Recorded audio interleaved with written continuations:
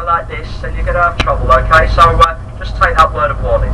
But you can go all over the ship. You can go into the gun turrets, pick up one of the old shells.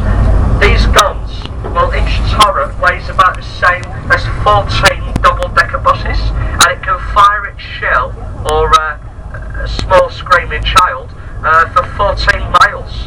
Now that shell will get to its destination in 40 seconds, which means it travels over 500 miles an hour. And that was the first ship to fire its guns onto the beaches of Normandy during the D-Day landings. So it's an important part of this country's war history, now a museum.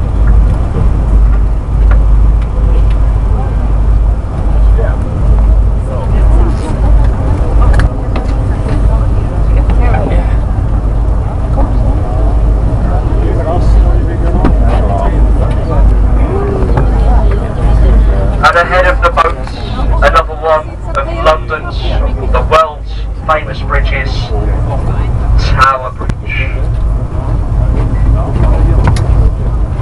Tower Bridge is not as old as it looks. Built in a Gothic style, but it was opened on June the 30th in 1894, so it's a little over 116 years old. To say it was only built in a Gothic style to blend in with the Tower of London.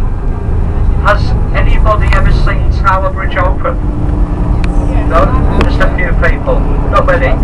Well, you do have to be quite lucky to see the bridge open today, as it only opens about 500 times a year on average.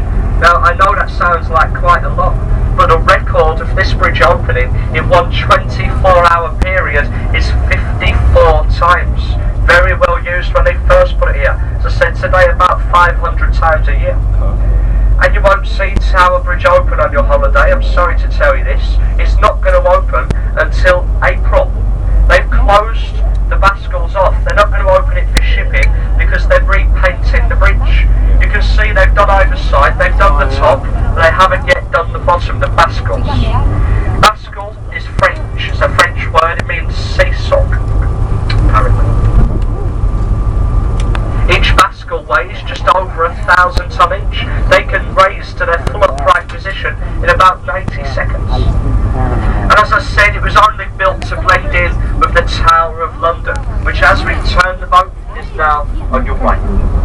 There's over 900 years of English and French history inside the tower. A lot of it is very gruesome.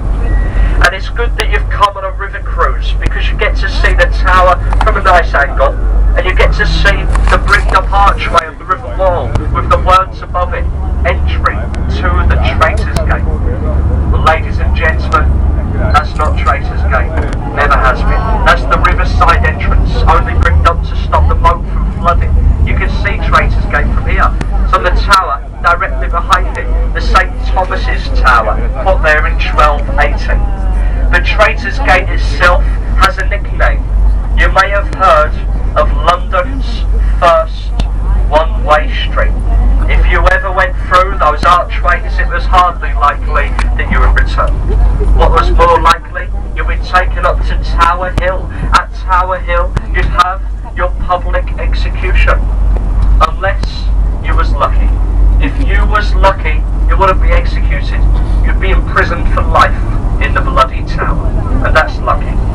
And a lot of people are curious. A lot of people ask me, which one is the bloody tower? Well, unfortunately, you can't see it from the river.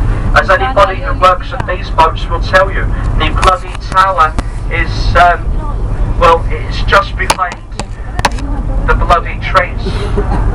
Okay? That's where the bloody tower is. That's why we can't see it. And on that joke, I'm going to conclude the bloody commentary.